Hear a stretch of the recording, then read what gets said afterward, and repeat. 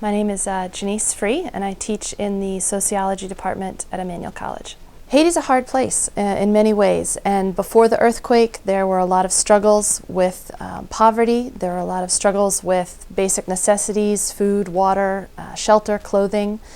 But the one thing that I always noticed was the joy that the Haitian people have, and the joy that the children have. They love to play, they love to sing.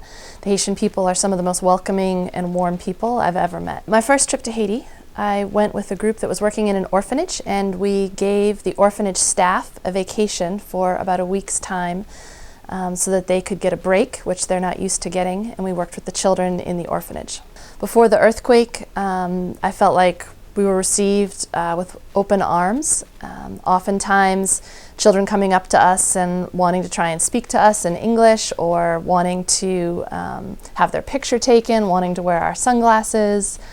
They often had a lot of fun interacting with us while we were there, and the adults also. They were very interested in American life and why we came to Haiti, and many times they were very appreciative of us coming to Haiti to try to do our part to help. I was actually traveling in Israel at the time that I heard about the earthquake, and I was on a tour, and someone was reading a newspaper and said that there had been a terrible earthquake in Haiti. And immediately I turned around to the person and started asking questions and trying to find out more information. And it was very hard to get a lot of information, so I had no idea that it was as massive of an earthquake as it was. And when we finally got off the bus for the day, I remember going as fast as I could to a television set and turning on CNN and seeing the destruction and the pictures that were coming in. And I remember just sitting down and crying and just thinking, I can't believe, of all places, that a devastating earthquake of that magnitude hit Haiti. I just felt like I wanted to go, I needed to go, I wanted to do my part to contribute and to try and help in a country that I had grown to love and respect. We work with an organization called World Relief, and it's an international development and relief agency that works all around the world, trying to help build churches. They build agricultural business, they do microfinancing, they do relief work in the immediate aftermath of disasters. And on this first trip back to Haiti, I was leading a team of actually doctors and nurses that were going to work in a hospital in Port-au-Prince. And then I was part of a team, since I'm not a doctor or a nurse, that was going to scout out sites, communities actually, that were the most devastated by the earthquake, to assess what needs they might have going forward, and to then see how World Relief with churches around the United States could partner with these communities to help drill new wells and build new homes and rebuild churches and start agricultural business and job opportunities for people. And it was 6 out of 7 days spent touring some of the most devastated communities in and around Port-au-Prince. We specifically targeted the 5 most devastated communities that World Relief had surveyed to assess their needs and see in what ways we could help. But that meant that day after day, hour after hour, we were seeing devastation, and we were talking to people in the community, some of which had lost every member of their immediate family, others of which had lost 10 and 15 members of their extended family, some of which told us they had been to more than 30 funerals just after the earthquake because of people that they had lost. What I remember the most is seeing so many blue tarps, just blue tarps everywhere. And the tarps were given by relief agencies for people to live under who had lost their homes and had nowhere else to live. And I just felt like mile after mile, minute after minute, we just kept seeing more and more blue tarps, and families trying to live, sometimes 6, 8, 10 people, in an area as big as an office with only a blue tarp covering them. And I remember that being extremely overwhelming when I first got there. When I returned, I remember going up to the top of a hillside and looking out at the landscape of Port-au-Prince And I definitely did not see as many blue tarps this time. And I remember taking a picture of it because I wanted to be able to look back and remember how many blue tarps I had seen a year prior. One of the experiences that stands out to me from the trip when I went back only 6 months after the earthquake was an experience that I have never had before. Oftentimes, when I've traveled in other countries, developing countries, as well as in Haiti prior to the earthquake, when children would see me, they would run up to me, they would want to try on my sunglasses. They would always ask me to take a picture of them, and then they'd want to see the picture on the digital camera, or they'd want to touch my hair because my hair was soft and they thought that was really unique, or things like that. I was in this one community way up on a hill, and it's up sort of on a rocky hillside where water is a bit more difficult for them to come by. And this little girl came up to me and stood next to me. And she said something to me very quietly, but I couldn't understand exactly what she was saying, and it took me a second before I understood her. And she was actually begging me for water. And that's all she wanted, was a drink of water. And that was devastating to me, because to me it showed the extent of the devastation, the extent of the need, and the desperation in a lot of ways of what happens when the infrastructure of your country is torn apart and your wells are damaged and there's no just drinking water.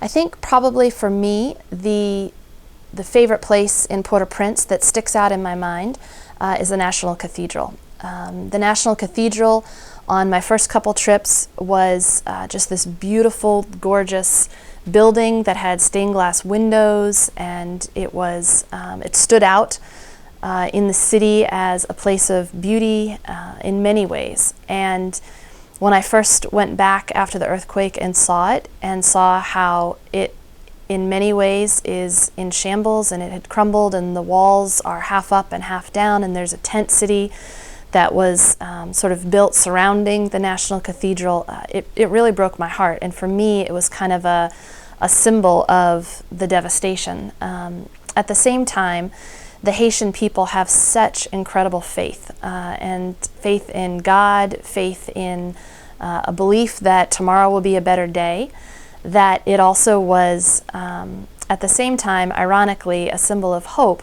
feeling as though, despite the fact that the National Cathedral is in shambles, the people in many ways have so much belief that they will rebuild and that they will get back to normal eventually. And honestly, that's been exactly what they've been doing. So when I returned to Haiti this past August, I recall one of the things I noticed right away that was very surprising to me is as we were leaving the airport and driving, I saw street signs on a lot of the streets, and I saw stoplights at some of the intersections.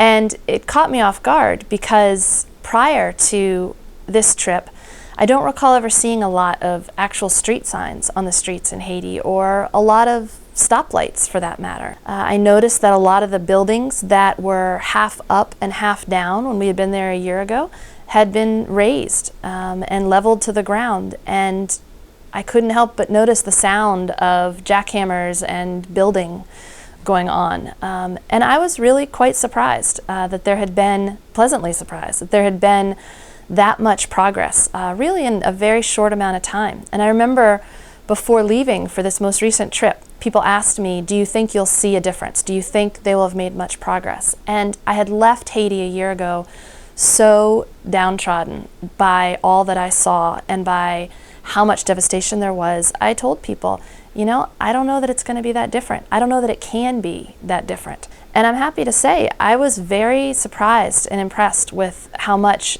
they have done and how much they've been able to move forward. And some of that is based on the international aid that has come in, for sure. Some of that is based on the new president moving things forward and attempting to do what he can to push the recovery efforts forward. And a lot of that is based on the Haitians themselves literally getting out there and starting to pick up rock by rock and piece of rubble by hand and putting them in wheelbarrows and taking them to where they can to get rid of them.